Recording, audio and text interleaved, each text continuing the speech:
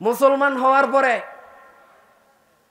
2 বছর আমি উমর ফারুক 2 বছর একটানা 3 বেলার খানা কি এটা চোখে দেখি নাই।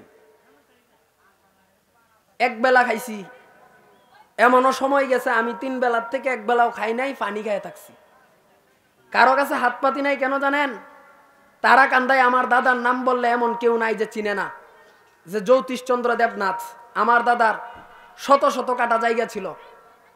আমার দাদা সারা জীবন জমিদারের বেশে চলছে, আমার বাবা চলছে, কাকা চলছে।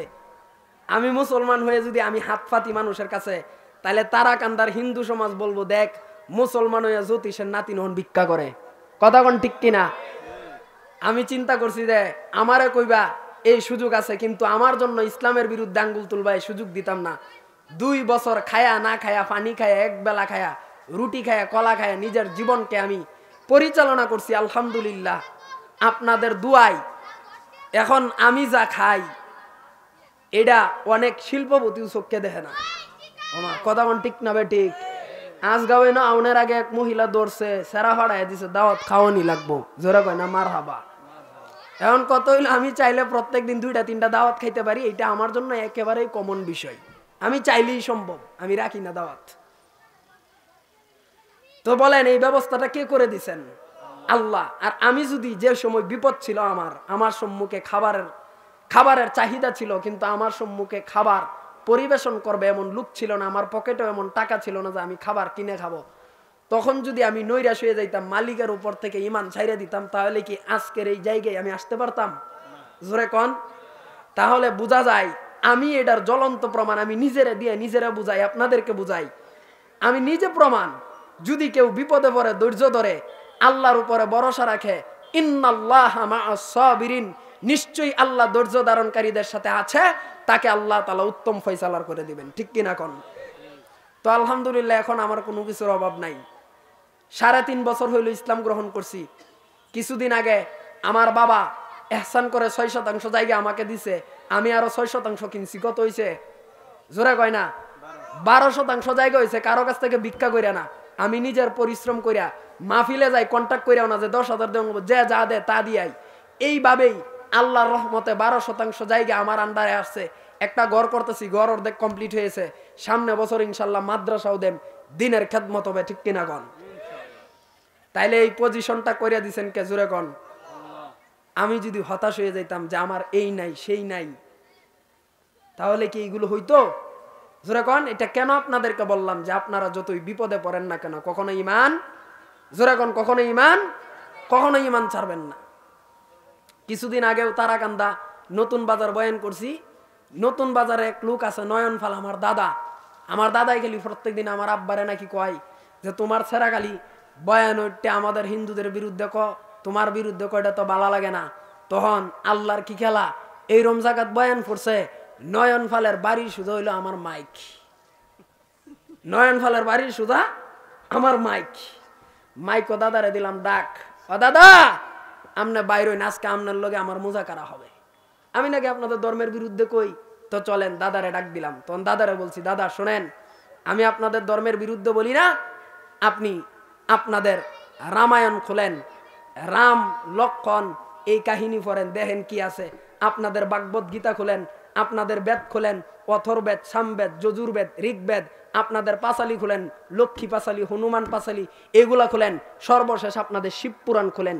শিবের ব্যাপারে যারে আপনারা শক্তির দেবতা মানেন, এই শিবের ব্যাপারে কি ঘটনা বর্ণনা আছে, তাদের ভগবানের জীবনী শুনাই।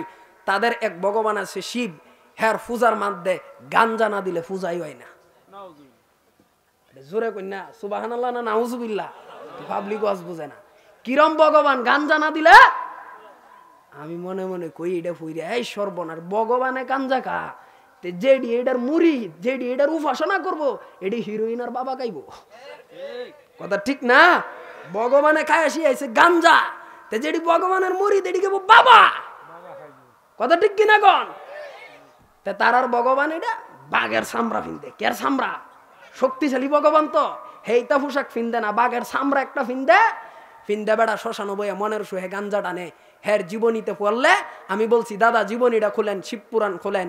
ওহন ভগবান একদিন ধ্যান করতেছে, যখন চোখটা খুলছে, চোখ খুললে দেহে সামনে দে 11 বছরের পার্বতী নাচ্চা নাচ্চা কোমর দুলায় যায়।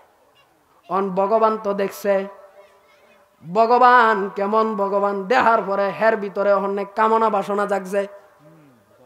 অন ভগবানে কয় যে যে দেখলাম, যে জিনিস দেখলাম এটা আমার গরো না এলে শান্তি হইতো না।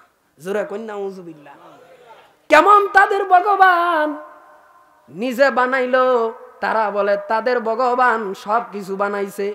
মিষ্টির দোকানদার কোনোদিন মিষ্টি খায় না, দোকানে বৈশা কোনোদিন মিষ্টি খায় না, অথচ সামনে মনকে মন মিষ্টি সাজানো কেন খাও না? বলে এটা বানাইনেওয়ালা জিনিস সব সময় হাতায় বানাই, এইটার প্রতি আমার নজরও নাই, চাহিদাও নাই। কথা ঠিক কিনা গণ? কেমন ভগবান নিজের হাতে বানায় আবার নিজেই নিয়ে সংসার করে। পার্বতীকে বিয়া করছে, তার ঘর থেকে গণেশ জন্ম নিছে, কার্তিক জন্ম নিছে। তার ঘর থেকে জন্ম নিছে কারা? গণেশ, কার্তিক। কি ইতিহাস কইতাম, ভগবানে একদিন তার বেডির রুমে ঢুকবো, হে গেছিন গা গাঞ্জা ডান্ত। কই গেছিন গা? গাঞ্জা ডান্ত দেন হরবা। ওহন বউ আছেন প্রেগনেন্ট, ওইছে গণেশ, হে তো চিনে না, হে হইলো সফর দেন, হে করতাছে নেশা। তার বেডি তো হয়ে গেছে বাড়িত, বেডি হয়েছে প্রেগনেন্ট, আহে দে বড় হয়েছে। গাঞ্জা জাগাইবার গেছিন, মেদুর 3 গাঞ্জা খায় বছর কয়েক বাড়িতে আইছে না। গণেশ এবেলা বড় হয়েছে, কথা কইতারে আর তারে বেড়া বড় সড়ো 5-6 বছর বয়স। ওখান দুর্গা বাইরে কারো করাইছে, বাবা বাইরে কারো হারা দে, বাইরের লোক যাতে না ঢুকতারে, আমি গোসল করি। দাদারে কইছি, দাদা এটা মেললে দুহুন্নি ঘটনাটা আছে কিনা আপনারা ভগবানের জীবনী হুনাই, দেখেন কেমন ভগবানের ইবাদত করেন। পরে ভগবান যখন ঢুকছে সেরারে, তার মা কইছে ছোট মানুষ যেটা বুঝে এটাই হ্যারে সহজে বুঝানো, তার বুঝতে কেন নড়ানো কঠিন। কথা ঠিক কিনা কন? সেরার মা কইছে তাতে কেউ ঢুকতারে না। কন হ্যাঁ এক কতদিন পরে গাঞ্জা টাঞ্জা খায় কয় যে আমারও ঢুকবার দেও। কয় ঢুকানি সে দেখ ত্রিশুল কার হয়ে রয়েছে, ঢুকলেই ফার মারবা। এটা কি বেটার বাপ বেটা জানে? দেখছে জন্মের পরে বেটা জিগাইছে বাপ বাপ তো গেছে গা, কই গেছে? মা তো আর কইতারে না, তোর বাপ গেছে গা গাঞ্জা গাইতো, গাঞ্জা গাইতো আমারে দেখকে আনছে গর। কথা কোন ঠিক না বেটি? এখন বেড়া যখন আইছে সারাই তো ঢুকবার দেয় না। লাস্ট মাস তাদের ইতিহাস বর্ণনা, শিব তার সন্তান নিজের সন্তানের নিজের সন্তানের গর্দান নিজ হাতে কাটছে। জোরে কর নাউজুবিল্লাহ। এমন ভগবান তোমারে কি চিনবো? যেই ভগবান তার নিজের সন্তানকে চিনে না, হ্যাঁ তোমারে কি চিনবো বেড়া? কথা কোন ঠিক কিনা?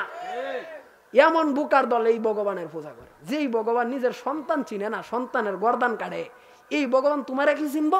তুমি দুনিয়ার থেকে বিদায় হওয়ার পরে। এটা এইরকম বুকা, যাকে তো বিস্তারিত বলার সুযোগ নাই, মন্ত্রতন্ত্র বলার সুযোগ নাই, এটা অল্প বললাম।